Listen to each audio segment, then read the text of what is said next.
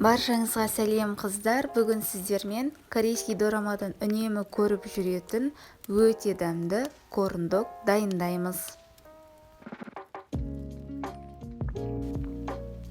Бір жұмыртқаға 2 ас қасық қант және шым-шым тұз қосамыз. Оған 50 грамм сүт құйып араластырамыз.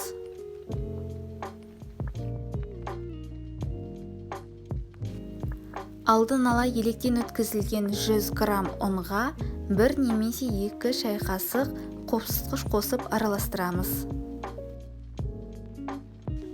Біздің массамыз құймақтың массасына ұқсас келеді.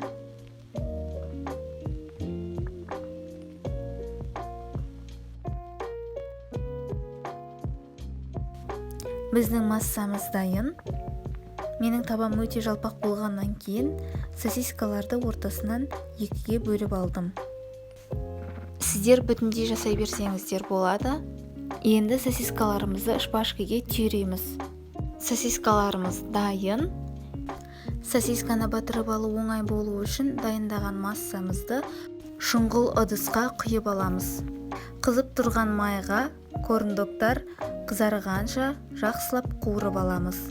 Сіздердің табаларыңызға корндок толықтай сиятын болса, тікесінен салып қуырыңыздар. Қыздар, осы рецептпен міндетті түрде жасап көріңіздер. Барлығыңызға ұнайтыны сөзсіз. Осымен біздің корндоктар дайын. Баршаңызға ас болсын. Сіздермен болған Айғаным.